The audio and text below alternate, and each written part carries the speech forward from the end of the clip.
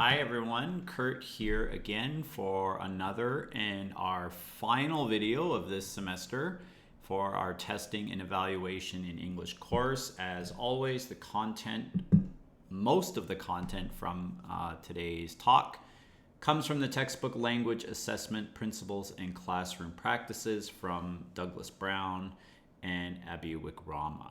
All right, so this is the final chapter, and today we're going to look at more alternative ways of grading. So if you remember last week, we talked more specifically about how to score students' work and then how to give final grades. Now we're going to look at some alternative ways of doing that. All right, so let's jump right in. Okay, so the learning objectives for this week, first is to implement alternatives to letter grading to empower students and help them for future development, enable students to become more motivated and autonomous through self and peer assessments, guide them how to do that, use perhaps final narrative evaluations, and perhaps you could even create and use a checklist to specify student strengths and weaknesses. So the main purpose today is, as we mentioned last week, we mentioned that it's kind of ironic that you work so hard all semester, all year, and then in the end, all you get is a letter grade, an A or a B, or perhaps you just get a score, an 85. But, you know, numbers and letters, they're very ambiguous. What does it mean that you got a B?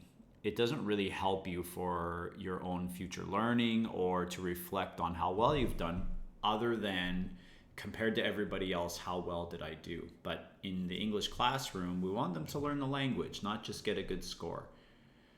So how can we improve washback? How can we improve authenticity through the grading? All right, so the topic here is beyond letter grading. So as I just mentioned, a number grade, it gives very little information other than comparing to the other students. Oh, you got a B, I got an A plus, I'm better than you. It actually creates a very competitive atmosphere, which is not always the right way to go. So your grade should be triangulated. If you remember last week, we talked about the different criteria you can include, not just the tests and quizzes, but how else can you add different scores? So triangulation means you collect scores from many sources and then add them all together to create a better, more complete picture of how well the students did. Now, we can do this through formative and also summative assessment. So through formative assessment, we can have your comments, your review of the test in the next class. Students can do self-assessment of their own performance. Teacher can give feedback on the student's self-assessment. So if a student gives themselves a really bad self-review, maybe the teacher can step in and say, hey, wait a minute, it's not that bad. Here's some good things that you did. Or if a student is overly fair to themselves and gives themselves a higher score than they should, the teacher can also step in and say, hey, wait a minute, you didn't do that well.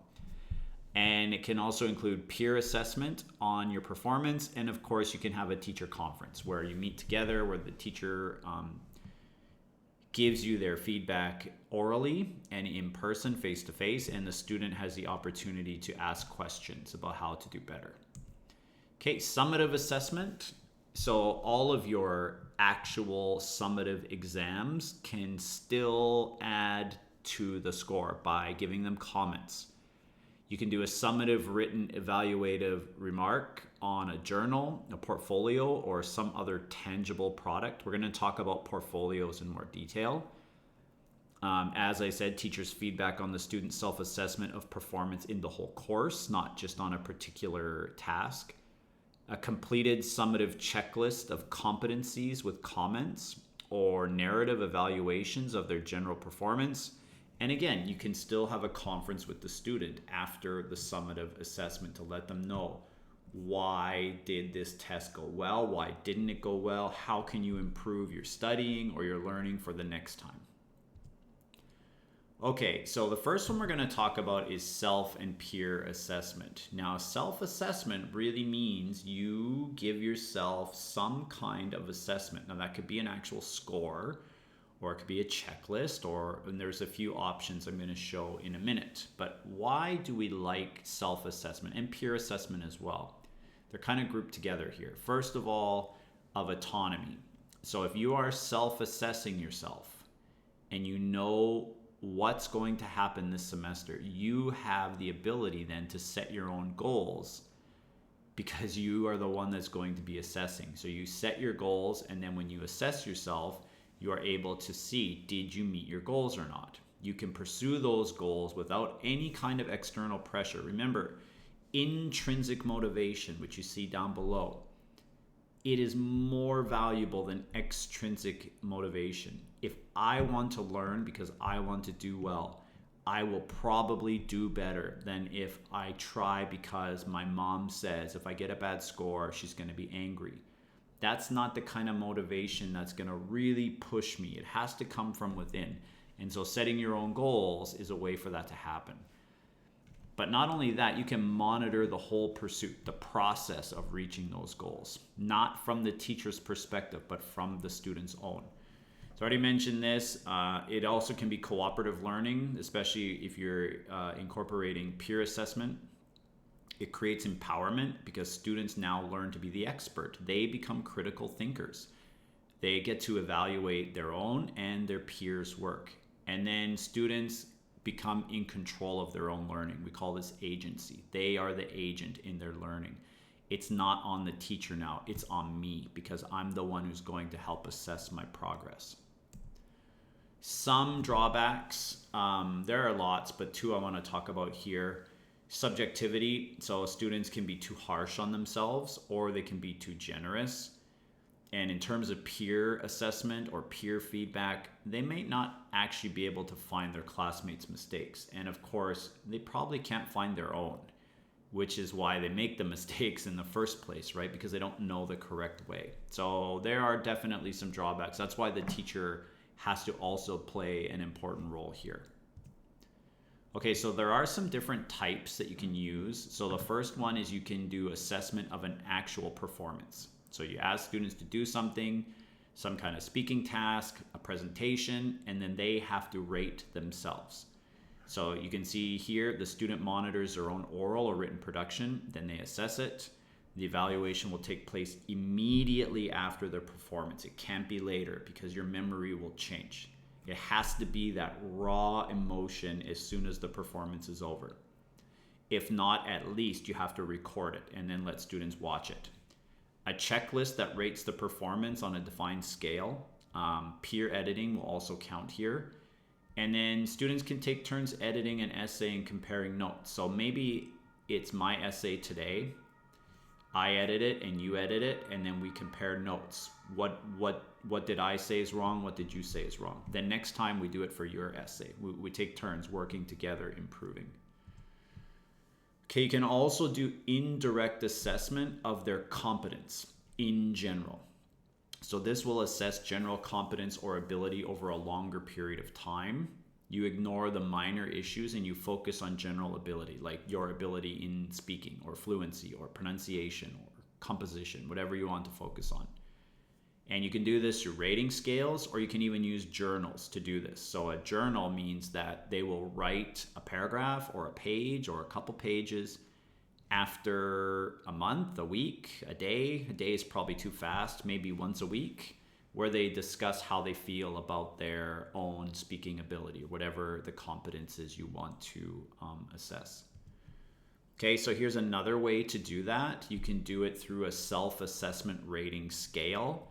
So the students get some sentences that they have to complete, again, once a week, once a month, twice a semester, whatever you think is right. They read the sentence, they give themselves a score. And then you keep these throughout the semester or the school year, and then students can see through time what happens. Do they improve? Do they feel they're getting worse? Do they feel they're stuck? But anyways, the point here is for students to really engage and focus on their own performance. Okay, you can also do metacognitive assessment. This is for setting goals. So as I mentioned at the beginning, students can be in charge. They can set their own goals. This fosters intrinsic motivation, like I said. It provides the learners with the satisfaction of setting and achieving your own goals. Whenever we reach a goal that we have set on our own, it's a very proud moment. It helps overall so many things: self-confidence, intrinsic motivation, determination, many of those shun words. Journal entries. So you can do a choice from a list of possibilities, or questionnaires, or cooperate, or group planning. Textbooks, even a lot of the English textbooks that I've used in the past, they have self-assessments at the end of a unit. I can spell the words, I can say the words. That's another way of doing it. But you have to look at those before the unit starts. And then the teacher can actually look at what the students' goals are and then use those results to add to the instruction. So if students feel like they're not meeting their speaking goals, teacher can add more speaking, and so on. Okay, you can also do socio-affective assessment. So here the learners should assess and improve their motivation, gauge, lower their anxiety, find mental or emotional obstacles to learning, plan to overcome the identified barriers. I've had students come to me before and say, I'm so terrified of speaking English in public. Okay, so this is one area that you need to assess from now on. How can I improve it? What did I try this time? Did it work? And you need to write it down so that it becomes like a journal that you can go through and on your journey. So see, this is not really about their grade, but it's really important for students to self-assess here. Okay, so here's an example of styles that they could do. So you see these two are on complete opposite ends of a spectrum. I don't mind if people laugh at me when I speak, and I get embarrassed if people laugh at me when I speak. So if I totally don't care, then I circle A. And if I get super embarrassed, then I circle D. If I'm somewhere in the middle, I circle here. And again, they don't just do this once. They do it throughout but it's really important that they do it at the very beginning because they can learn what their styles are. And if you know what your style is, then that will help you for learning in the future. But another thing you can do is actually look at their learning style or their multiple intelligences, whatever way you want to look at this. Maybe students don't even really know what their learning styles are. And so you can let them do this at the beginning and then at the end of the semester and see if it changes. This will help them. Like if the first one says, I like memorizing words, and I circle 1, and then I realize internally, but that's how I learn vocabulary. I hate memorizing words. Now maybe I will be encouraged to try a different way. Maybe I go to the teacher and say, hey, I circled 1 here, but this is the method I use. Is there anything I can do that's different? Okay, and you see a lot of different examples here. You can also go online and find learning style questionnaires that will specifically show students what type of learner they think they are. Okay, now we're moving on to some guidelines. Okay, so the first guideline is tell the students the purpose of the assessment. So if you're doing self-assessment, you can't just say, okay, everyone, I'm gonna let you give yourself a grade today. Of course, students are gonna be like, oh, okay, let me give myself a 95 or 100. You have to tell them what the purpose is. And of course, it's more about the learning process, right? So here's an example of what you could do. This is self-assessment of their learning preference. So think about the work you did in the unit, put a check next to the items that help you learn the lessons, put 2 checks next to the ones that helped a lot. So this is reflection. What did I do in this unit to help me learn? Did I like listening to the teacher? Very much, 2 checks. Did I like working by myself? No, 0 checks. Did I like working with a partner? Very much, 2 checks. Working with a group, so-so, 1 check, okay, and on and on. And the purpose of this is have students really reflect on what happened in this unit, and maybe next time they will make the necessary changes. Okay, number 2, define the task very clearly. They have to know exactly how the self or peer assessment is going to work. Number 3, encourage impartial evaluation. They have to try to be as honest as possible. If it's peer evaluation, don't You can't just give your friend 100 because he's your friend. It has to be based on something they've done. Let them know that you are going to look at them as well. So if they're not honest, of course, you're going to jump in and give them some feedback. Make sure they know that they have to support any assessment they do. And make sure there's beneficial washback through follow-up tasks. So it's not just give themselves a grade. There has to be something that comes after. Typically, they need to write something, a reflection. They need to explain why they gave that grade. They need to say what they'll do better in the future. Or maybe it's, like I said, a face-to-face conference with the teacher. Okay, the next type after peer and self-assessment is portfolios. Now, portfolios, basically by definition, they're a collection of a student's work over time. They could be essays and compositions, which include the drafts and the final forms. It could be reports, projects, and outlines for presentations. It could be poetry and creative prose. It could be artwork, photos, newspaper, and on and on and on. It doesn't matter what's inside, but what does matter, it could be like this one, I didn't say, the audio or video recording. So if you want it to be based on speaking, it could be all recorded presentations that they've done.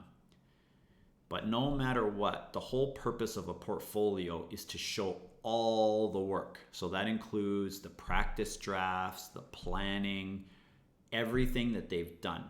And then at the very end, the students get to organize the portfolio in a way that they like. So maybe they order it from the best to the worst, or from the worst to the best, or maybe they organize it by time. And usually they need to write some kind of cover letter introducing their portfolio and what they learned and what they liked about it and what was hard about it, so they can reflect on the entire process. And what's even better is that they can look at it later. Next year, they can go back and look at it, and they can see their improvements from the beginning to the end. Okay, so we can use the cradle approach with portfolios. So you can see it's all spelled out on the screen. We've got collecting. So it's an expression of students' lives and identities. Reflecting, there's a reflective practice inside. As I mentioned, the cover letter for sure. Assessing, so they have to evaluate the quality and development over time. Documenting, so it shows their achievement over time. So it's linking, because you link the students together. They help each other plan, they help each other create, they also help each other assess. But it also links together teachers, it could be parents as well, and even the community if possible. And then evaluating. So if we take the evaluation stage, it's very time consuming, but also really fulfilling for students when they do a portfolio. So here are some advantages. They foster intrinsic motivation, responsibility, ownership. It promotes student-teacher interaction. It individualizes learning because they get to choose a lot of the content. It provides tangible output for them to look at afterwards. Facilitates critical thinking, self-assessment, and the revision process. It offers chances to work together with their peers. That is for the production, also the assessment. And it permits assessment of multiple dimensions of language learning. So it's really integrative in that you're doing reading, writing, listening, speaking, all of it together. Disadvantages, they're big, but they're not about learning. The first is that they're not practical because they're very time consuming. So as a teacher, if you're checking portfolios, you need to be prepared to spend a lot of time reading them and giving feedback. And they can fail if the objectives are not clear and there's no guidelines given. If students don't know why they're doing it and they don't understand the process, then all it is a bunch of work that's randomly thrown together and they don't understand. So the instruction part is really important. So how do you do that? You need to have a clear purpose. A portfolio will achieve maximum authenticity and washback when it is part of the curriculum. It can't just be some, random activity or task you ask students to do, because they will feel like, oh, that's a lot of extra work, but I still need to do all my other work too. It needs to actually be part of the course. It meets the learning objectives of the course. And then, as I mentioned before, they need to have very specific guidelines. It has to indicate what needs to be included in the portfolio, the directions, how to get started, and what are the steps inside. And they have to be able to follow them very simply, very easily, and understand why. Why are they doing all those steps? Okay, you need to have transparent assessment criteria, and self-assessment and teacher assessment needs to be included in order for students to have maximum benefit. It can't just be a summative assessment at the end. It needs to be throughout the entire process. So here are some portfolio self-assessment questions we can give to students. For example, look at your writing sample. What does the sample show that you can do? Write about what you did well. Think about realistic goals. Write one thing you need to do better. Be specific. Okay, so you see it's all about reflection on their own work. Okay, you can also do like this, a portfolio project self-assessment questionnaire. We've got 8 questions here. You can stop and read them on your own, but just a couple here. What makes this a good or interesting project? What's the most interesting part? Most difficult? What did you learn? What skills? What resources? What's the best? And how could you improve it? See, it's all critical thinking, reflection type questions so that students can think about the whole process from beginning to end. And what did they learn? What was hard? And how could they make it better in the future? This is really valuable.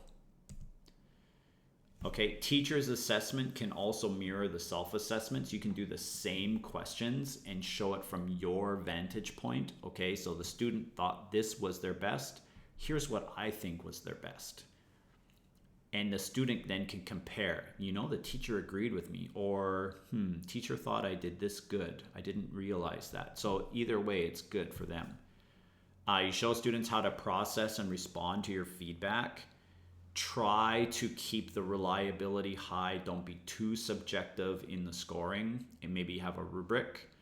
And use peer assessment, but it has to be structured, and you have to keep them on task. You have to make sure that they know how to do it.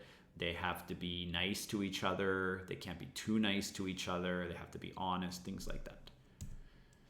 Okay, keeping on for portfolios, you have to make sure that you designate enough time. So it has to be part of the syllabus, and you have to make sure that they have enough time to do it properly. So you have to plan all the steps. When are they gonna do their peer work? When are they gonna meet with you? Maybe you need to use break time sometimes. When will they have homework? When will they turn the homework in? It needs to be very well planned. Okay, and then you have to schedule review and conferencing. So you have to show them the schedule. That way they don't just do everything at the end of the semester. Remember, if you do all the work at the end of the semester, it's not a learning process. It has to have a set schedule for when they turn all of their work in. Okay, positive final assessment. So you should have some kind of positive final assessment that gives the students beneficial washback. You can use a holistic rating scale like a 1 to 6 and then have the criteria there of what it means. So maybe it's content only, maybe language and content are combined. Single grades are not very appropriate for assessing the process of creating a portfolio. So if you just give them a 95 on their portfolio, it doesn't tell them anything at all. It doesn't say anything about the work that they did. It's like your overall impression, but it's not meaningful enough. Okay, the next type, after portfolio is a narrative evaluation. So another way to give a grade is to give them the letter grade still, but then give a very detailed narration of how they're doing in the class. So if you think about this, let's say I'm teaching this course and I've got 30 students. You might think, oh boy, that's a lot of work. Now, of course, you can see the benefits as well. Now, I will say, when I was in elementary school many years ago, this is what our report cards looked like. Grade was at the top, and then there were these paragraphs of writing. Okay, so let's talk about it a little bit. The advantages is that it has individualization. So, of course, the teacher will write specifically about every student. You can have an evaluation of multiple objectives. So basically, whatever fits that you need to talk about, it has face validity because it's really about their performance in the class. And it could have washback potential if the students actually read those paragraphs and figure out what it is the teacher is saying. Disadvantage, you can't quantify all that writing, right? So you still have to base it off the grade. So if you got a B, then you have to still give that a number grade. So it's kind of the same thing. It's very, very, very time consuming for teachers because you need to actually think, okay, this semester, this student, how were they? What do I want to focus on? And students might not read them. Like when I was a little kid in elementary school, all I looked at was the grade. My parents read the paragraph. So it's kind of like, maybe it's not even really for me, it's more for my parents. But if that's the case, then how am I going to learn from it? So that's why I said it's washback potential, because the students have to really understand what the content is. And because teachers never have enough time, they might start to compose formulaic narratives where every student gets almost the exact same feedback, but just a few words are changed. Then it's not really worth it. It's not meeting its purpose. Okay, one last one is you can do a checklist evaluation. These are pretty common in cram schools, at least in the ones that I've been in before, the English cram schools. So that no one cares about the grade. I know there is a grade here. You would need that for actual public school, but it's more about the content inside. So you can see we've got listening, note-taking, public. So you can put anything you wanted here. Then we've got 4 categories. And then here's the comments to maybe point out 1 or 2 things. And then this one has goals. It could also be improvements needed or whatever you wanted. How many times they miss class, what my name is. So again, you can see something like this. It's maybe easier to read than the narration. But it still has some information in here that students can see how they're doing. So this will increase the practicality and the reliability. Some washback is still there for students. The teacher time is minimized and it's more authentic because there are some open-ended comments. So you're not just ticking the boxes. So students can actually still get specific information. Oh, and I made one mistake. This is the students. Students need to write this. So at the end, they need to write down what their goals are. How are they going to improve until the next time? Okay, everybody, that's it. Thank you very much for watching and all of your hard work and attention this semester. Take care, and I'll see you next time. Bye.